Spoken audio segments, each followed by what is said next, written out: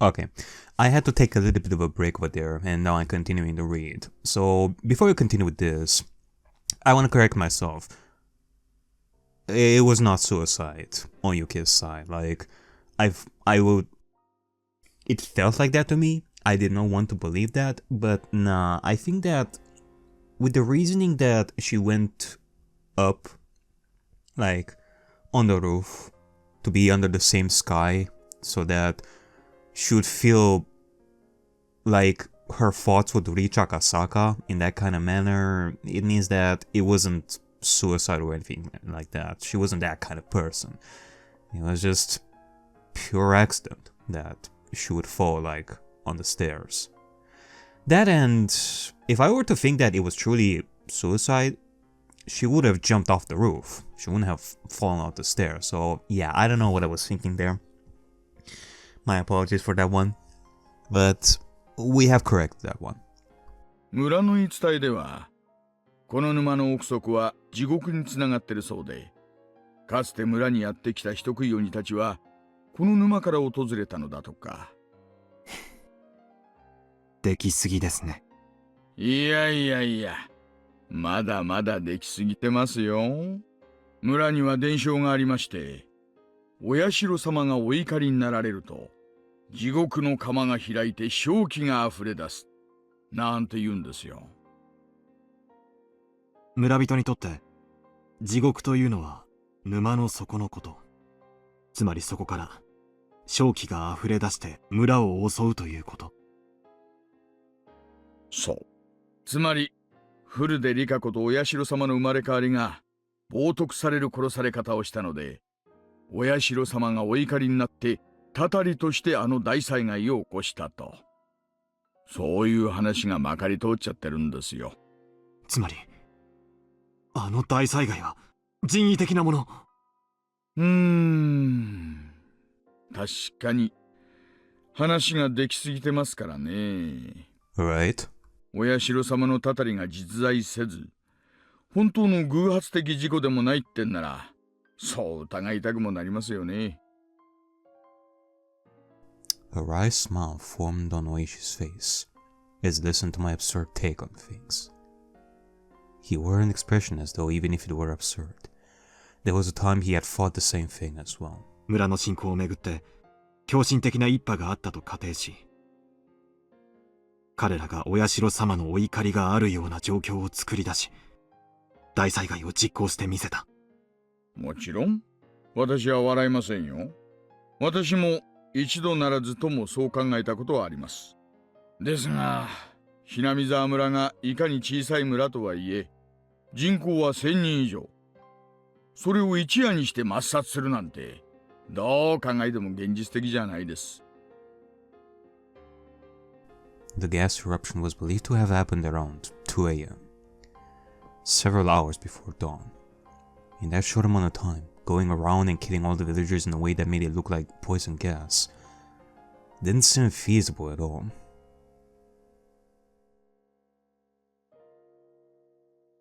ガスの発生した沼もまた宗教的な意味がありましたよね。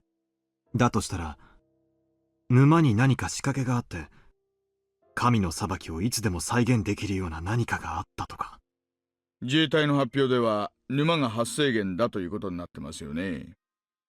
調査チームとかが詳しく調べた上での発表ですからね。そんな仕掛けがあったら見つけてると思いますけどね。沼そのものに仕掛けがあるとは限りませんよ。ほら、聞いたことありませんか？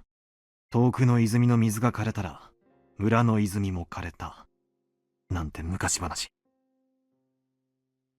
何ですかそりゃ。水源ってのは地下水脈等でつながっていることが多いんです。沼や泉はそれが地上に露出した部分に過ぎません。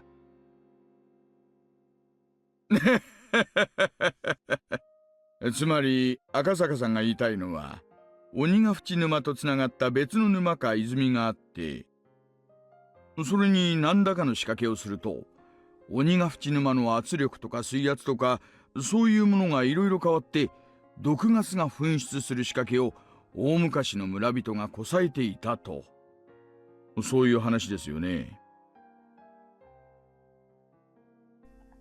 Oishi laughed heartily, commending the fact that youngins have a nice, flexible way of thinking.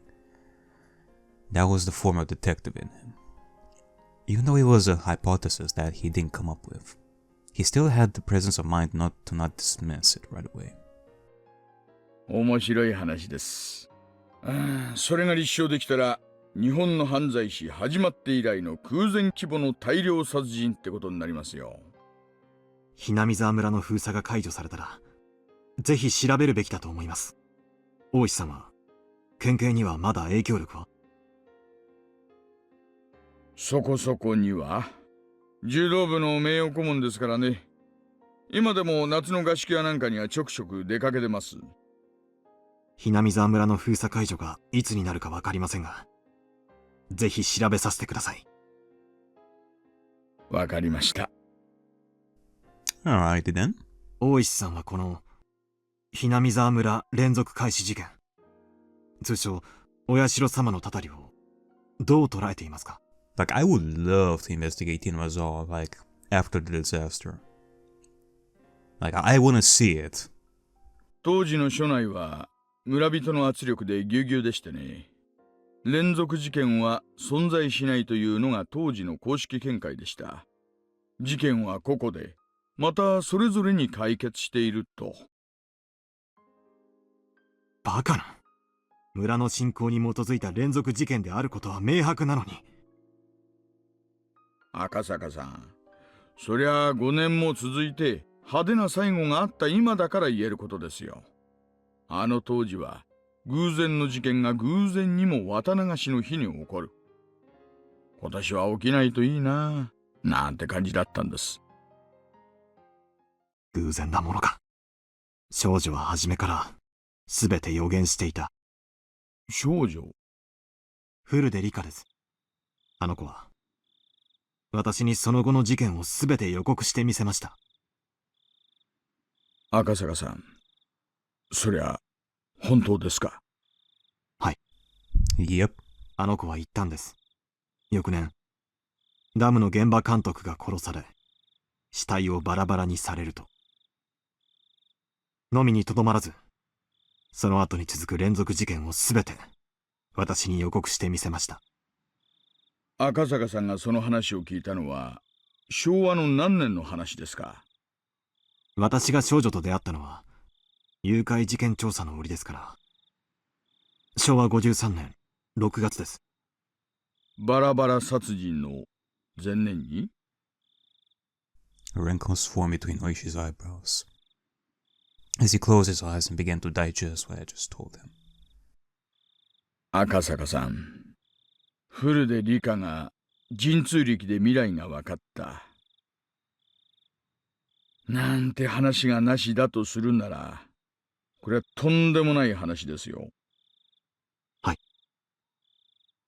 今さら私を驚かせるための作り話だ。なんて言ったら本気で怒りますよ。私は真実を話しています。Hell, I am just as surprised as any of you when it comes to this. And I have dealt with such divine-like things before. 連続開始事件は、発生の前年には、もうすべてシナリオが用意されていた。そしてその予告の通り、古出理香は殺されました。私ははじめ、大災害による死を指したものと思っていた。でも、彼女の死は災害ではなく、殺人者の手による残忍なものであることが分かりました。彼女は殺されると言った。彼女は自分の死を、具体的にあの時点で知っていたんです。なら、古出理香は、どうして逃げ出さなかったんですかね。仮にそういった死のシナリオがすでに出来上がっていたとして、彼女はそれを知りかつ数年という猶予期間があったわけですよね。逃げ出すなり警察に相談するなりの時間はあったはずです。なぜ抗わずに自らの死を受け入れたんです？わかりません。古出里香は村の年寄り連中に可愛がられてはいましたがね。両親を失った後は親類もゼロで身寄りはなく、親しい友人と肩を寄せ合うだけの孤独な生活でしたからね。戦う力も頼れる人間も身近にはいなかったのかもしれません。彼女は自分の死に対して誰かに SOS を発しはしなかったんでしょうか。 Maybe you are the person that was trying to signal with all this. 村と警察が穏便な関係じゃなかったのは赤坂さんも知られるところだと思います。少なくとも私の耳には古出里香が自身の身柄の保護を求めてきたという情報はありません。I mean, here's the $1,000,000 question when it comes to all this. Like, forget about Rika being able to say all this in the first place and all this stuff becoming true. Why telling this to Akasaka specifically? I mean, one reason would be for Akasaka to actually do something about it. In this case, nothing would happen, like the deaths would still happen the same way, and Akasaka only has reached this conclusion and just came to Oishi to talk about it, and that's it. Nothing has changed about telling this to Akasaka. But it kind of makes me question, like, what Akasaka's role is going to be in Higurashi. Because at first glance, it kind of sounds as if Akasaka would just be involved in the kidnapping in 1978 and this moment right here talking to Oishi like after the disaster, and that's about it. That he wouldn't be involved in anything else other than those events. But now that Rika told Akasaka about all this, kind of makes it feel as if Rika reached for Akasaka's help. So is Akasaka gonna do something about it in like the next chapters? Kind of makes me think. Because otherwise it would be pointless for Rika to tell Akasaka all this in the first place. Because keep in mind, folks, Rika can predict the future, has divine powers, and all that. Therefore, Rika wouldn't have told Akasaka all this specifically unless Rika saw something, like something in Akasaka that would tell Rika, hey, if I do this, maybe something different would happen. Maybe these deaths wouldn't happen anymore. Maybe Akasaka, in similar fashion to saving Toshiki Inukai, would be able to save Hinamizawa in some way.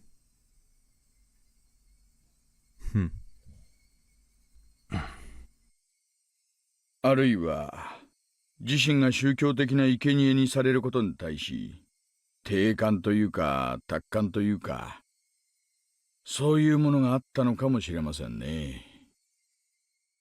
そんなはずはない。I spoke decisively. At the time, she said it. She had definitely said that she wanted to live happily. That she wanted to spend her time surrounded by her dear friends. Exactly. There was no way that she would lie about that sort of thing. She truly wants that. And that's all the more reason for why she would tell Akasaka all this in the first place, in the hopes that maybe Akasaka would be able to achieve that somehow. She hadn't given up on life. She had hoped to keep on living. At that moment, I became dumbstruck. どうしました?赤坂さん?いえ。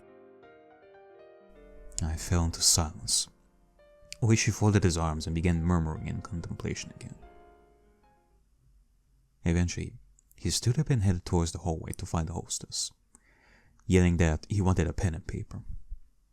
When Oishi, noisy even though he was just thinking, left, the room immediately fell into a chilled silence. I stood up, It was then I realized that I was drunk enough to be unsteady on my feet. Ottototo. Okay. Let's find our balance right over here, Akasaka. When I slid open the window, a beautiful yet somehow ephemeral moon drifted across the night sky. It was just now that I realized.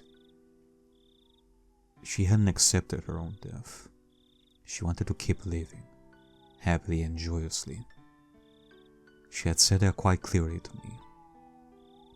But I was a fool.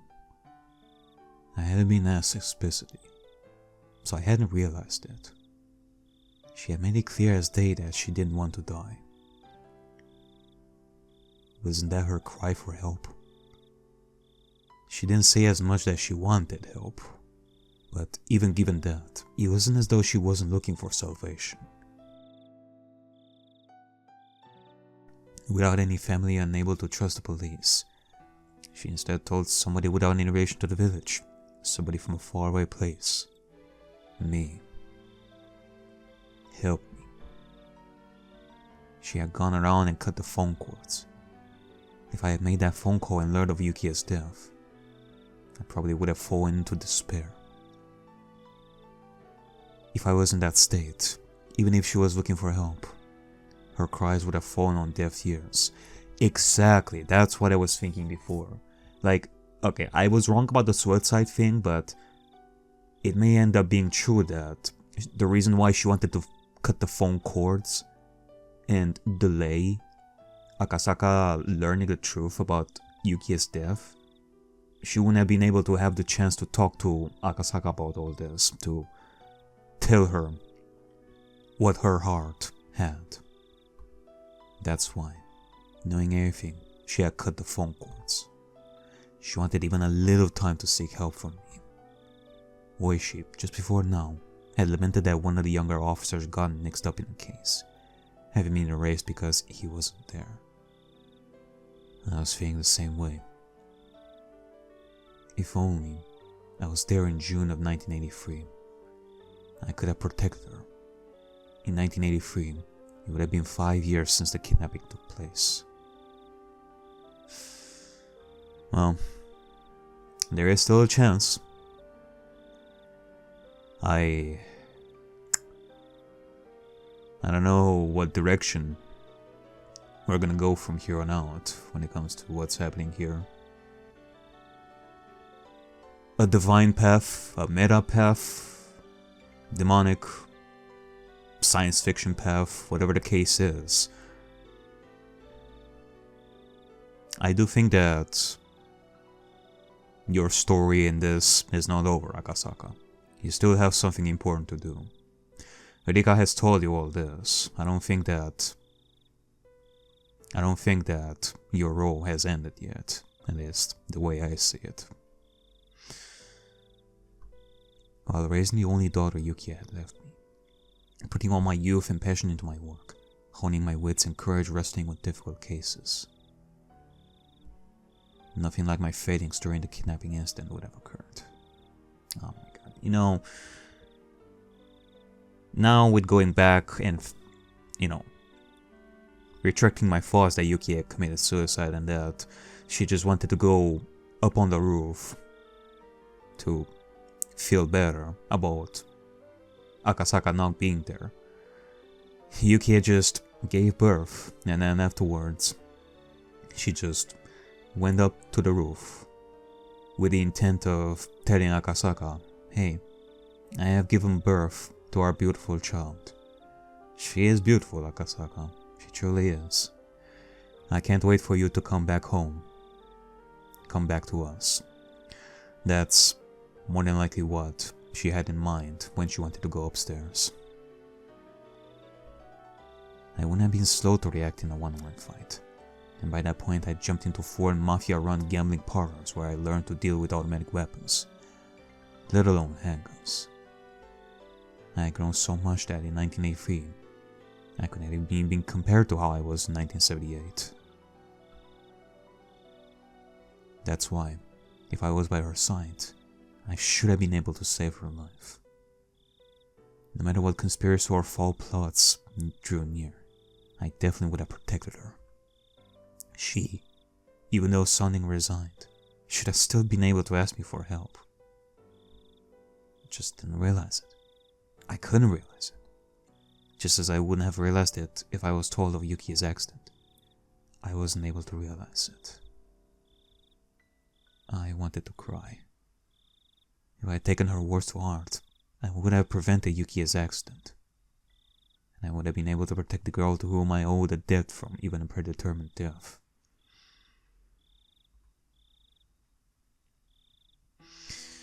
You couldn't have known, Akasaka. Just try not to think too much about it in the sense that you would regret it. I mean, of course, now knowing all this, there's no way that you wouldn't think about this for the rest of your life. In this timeline. But, nonetheless, at the beginning you didn't know of the nature of Rika. Hell, I didn't even know it at first. Now we are both processing what kind of person Rika is. Hell, like, I have dealt with Ben Castel before, and yet Rika feels so like someone that I have yet to understand fully. I learned about the disaster while watching television in my house. Until I learned about that, I had forgotten about Hinamizawa. In order to recover from the shock of Yuki's death, I had tried to remove everything about the place from my memory. I guess that is a completely valid reasoning because, yeah, Yuki had died because of the whole shtick in Hinamizawa. Because of this, you would try to protect yourself by not even thinking much about what happened, and that would include Rika's warnings and Rika's plea for help. But I guess now that your mind is a little bit more clear in 1985, now you're starting to think about this stuff like seriously. What an ungrateful fool I was. Even though in exchange for saving her, the girl had told me of a way to save Yuki. I was unable to accept her gratitude, and now here we were. She hadn't died in her sleep due to a natural disaster. She was split open while still alive, killed while suffering the disgrace of having her organs torn out. She must have known beforehand that on that day or that year, she would be killed in such a terrifying way. But even knowing what end awaited her, she was all too weak. A lone girl without anybody to rely upon, unable to seek help, had to solve her own predetermined death, and left this mortal coil.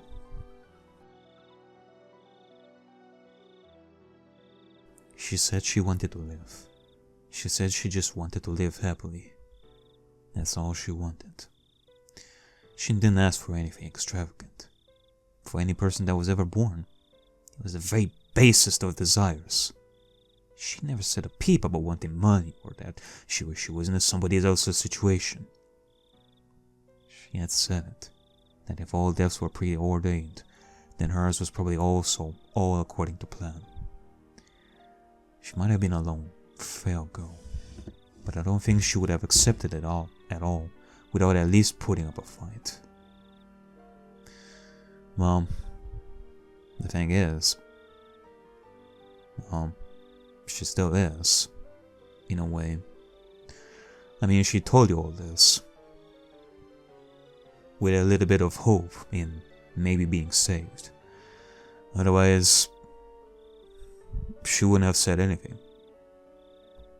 It must have been, in some small way, some form of resistance that she mustered, yeah? And with what she could muster, seeking my help was part of that.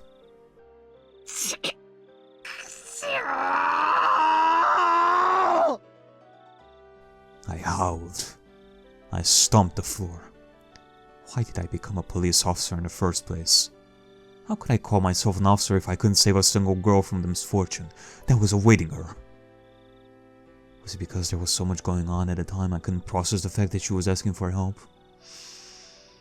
It's because of Yuki and Akasaka. Yeah, that's right. I was still green. If I was in that situation now, I would have definitely been able to help her. But it was already over. Even if I wanted to sell the regrets she left behind, Hinamizawa, as a dangerous area, was still quarantined. Most of the people involved were already dead. The few that did remain spread around the country, unable to be traced. The stage of that tragedy was still off limits as well. The police investigation was put on hold, the case slowly being buried in the sands of time. Just like how I wouldn't have known unless Oishi had asked me about it. 赤坂さん、大丈夫ですか? He is gonna be fine. He is just, slowly realizing stuff, like slowly catching up with 1978 and processing a little bit what we hear. At some point, Oishi hadn't returned with a notebook in hand. Until I saw the expression on Oishi's face, I didn't realize that I was in tears. 私は気づけなかった。少女の助けに気づけなかった。赤坂さん、落ち着いてください。でも、もう全部遅いんです。少女は殺された。こんなにも無残な殺され方で。私は頼られたのに。救えなかった。救えなかった。村人と良好な関係を築かなかった私にも責任があるかもしれません。フルでリカが私にそれを打ち明けてくれたなら、私だって救いの手を差し伸べられたかもしれない。彼女が打ち明けに足る信頼を築けなかった。後悔しています。When Oishi said the word trust, it weighed on me even more. Yes, she had given me her trust. She trusted me. I mean, yeah, I can definitely sense that Oishi is going through some form of pain here as well, and that possibly because of his friend, the foreman of the ministry, because of his death in 1979, he has become jaded and more wrathful in his way of solving the case, thinking of the village as his enemy, even though in a twisted sense he also wanted to save it. But now that he's learning this stuff from Akasaka as well, he's probably thinking of this the same way, and that, well, now with all the disaster that has happened past him, he is regretting it the same way as Akasaka, although in a different way. He is regretting it too. She believed in that. I cried. I fell to my hands and knees as I began to bawl. Eventually, Oishi spoke quietly. 赤坂さん、悔しいですか? 悔しいです。ならば、フルでリカの仇を取るに値する方法が一つだけあります。そんな方法があるんですか? Oishi, show me the pen and notebook. Alright, what's this? フルでリカの死を悼むためにも、せめて私たちで真相を。そうです。フルでリカだけじゃない。大勢が死にました。彼らの無念は計り知れません。でも彼らの死はあの大災害でうやむやにされ、今は捜査すらされることなく、忘却の彼方に葬られようとしています。大勢死んだ。おやっさんも殺された。クマちゃんも消された。みんな犠牲になった。なのに警察は捜査もできないでいる。誰に無念が晴らせるのか。私たちだけなんですよ。赤坂さん。私たちに真相が。 Yeah. It has been my plan ever since the beginning, and I don't plan on stopping it. So, yeah. We gotta do our best here. 明かせますよ。連続開始事件のすべての現場を踏み、村の裏事情に精通する私と、連続開始事件の前年にフルで理科から重要な真実を明かされたあなたとなら。でも、もう死んでしまったんですよ。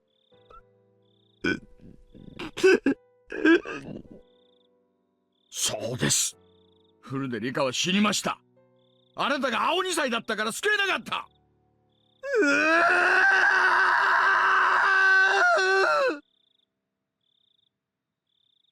Oishi grabbed me, who was a wreck, and lifted me firmly by the lapels. だから、その償いとして、真相を究明するんです。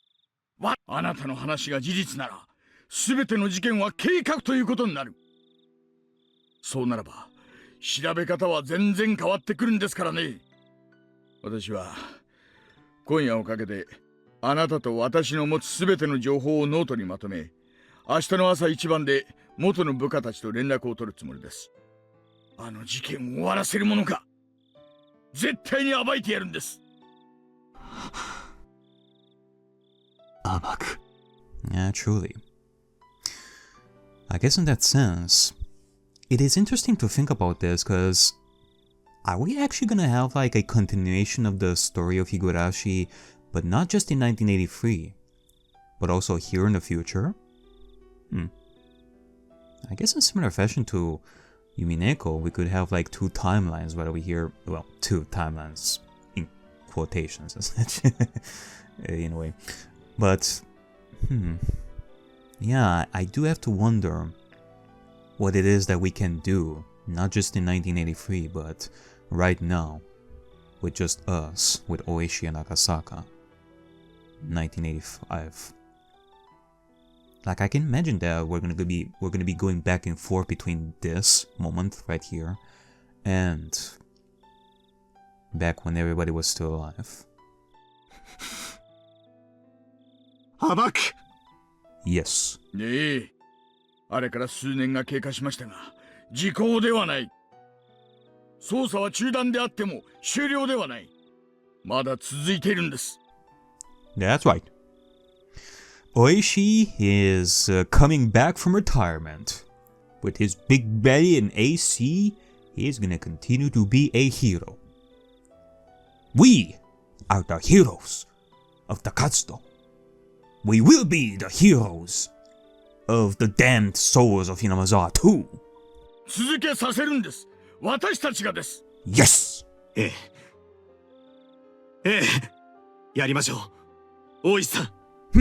このまま終わらせたりなんかしない。Yes! 絶対私たちがこの真相を暴いてみせるんです。絶対に。 I demonstrated my resolve to Oishi by crying out those words. And just then... Papa? Oh. And the sliding door behind me opened, and Miyuki revealed herself while swiftly rubbing her eyes. My shouting must have awoken her. Then she rushed over to me. Oh, the poor baby. Sorry that we screamed our lungs out right over here. We were having a moment right over here. Both a moment of regret and a lot of suffering that now we are fully processing. But also a moment of manliness. どうしたの、パパ。パパ、泣いてるの？ああ、なんでもない。なんでもないよ。みゆき。I don't think it was just me, but I think I noticed like strands of hair on her that made it seem as if she just woke up. That was a nice detail. I tried hard to smile while wiping away my tears. And though Miyuki looked like she was about to cry herself, she extended her little hand to me. Oh. 大丈夫？ Oh. また怖い夢を見たの？泣かないで、パパ。 Oh, another scary dream. Oh man, I can imagine that Akasaka has suffered a lot of years, and even to this day she still dreams, like she has nightmares of Yuki. I mean, you said before that Yuki would become lonely like real quick without Akasaka, and same case for Akasaka himself, that he can become quote unquote pathetically lonesome. I mean, yes, we do have Miyuki right over here, which makes it a lot better though. And when she makes that gesture toward me, I saw the figure of another girl overlapping with her. And her innocent gaze and innocent expression felt frustratingly nostalgic, filling me with painful torment. A girl who couldn't be here because I didn't reach out to her. She borrowed my daughter's body to offer me words of comfort. 赤坂、泣かないでくださいなのです。 It might be a hallucination. Maybe a convenient illusion formed from my selfish dreams. However, that was her voice. I'm certain I heard it. Rather than blaming me for my mistake, she was compassionate. ああ、泣くものか。泣くよりもまず、私にはやるべきことがある。みゆき、パパはね、お前が生まれる前に、Hinamizawaってところだ。天使みたいな女の子に。天使？本当に？ああ。可愛くて、優しくて、みゆきにも合わせてあげたかったな。Yeah. I get the feeling that you would have been like great friends. Right. That's already an impossible wish. That future is already gone. へえ。じゃあみゆき、その子とお友達になりたい。楽しみだな。今度みゆきも連れて行ってね。 A future where everybody would live past 1983. That would be a great future, indeed. Something that I have thought of for a long time by now. ひなみざわに。 Yeah, so there's still something I can do. ああ、そうだね。いつか一緒に会いに行こう。必ず。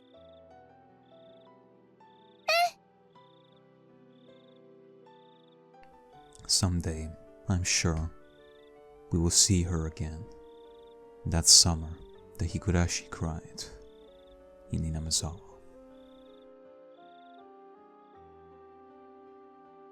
Oishi and I vowed to bring the truth of the case to light, and stood up. Everything ended in 1985.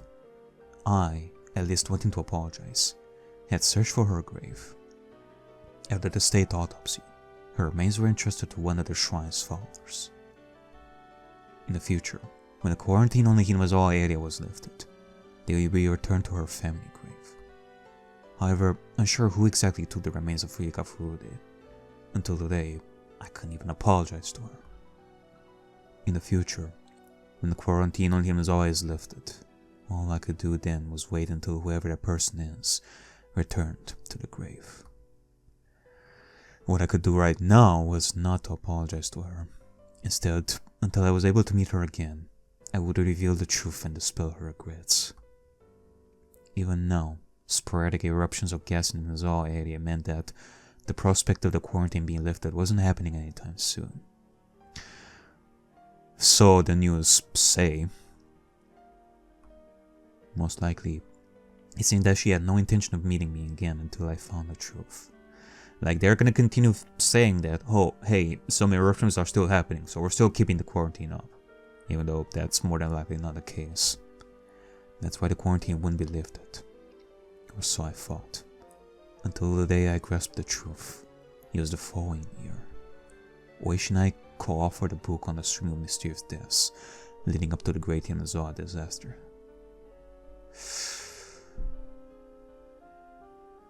You wrote a book?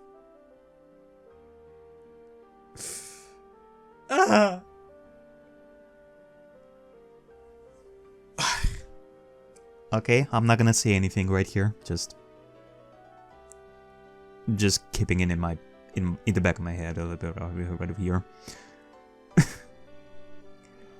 God damn it, Yumineko. I decided on the title. Higurashi When They Cry. That was because for those few days I was in Hinamizawa, the sound that I remember the most was the cry of the Higurashi. Oh, that is such a sad meaning. I honestly never even put like any thought into the name of the story, Higurashi When They Cry. I guess now we know the meaning. In similar fashion to how I know the meaning of Yumineko when they cry, when the seagulls cry, like the meaning behind that. Now we know the meaning of this as well. The cries of the people of Hinamizawa who want to be saved. I can only wish that based on this book, those people involved with that incident could refresh their memories and bring to light a new truth. And more importantly, that nothing like this ever happens again. I wrote this in the afterword. この惨劇がどうして起こされたのか、私たちだけでは真相に至ることが叶いません。どうかこれを読んだあなた、真相を解き明かしてください。それだけが私たちの願いです。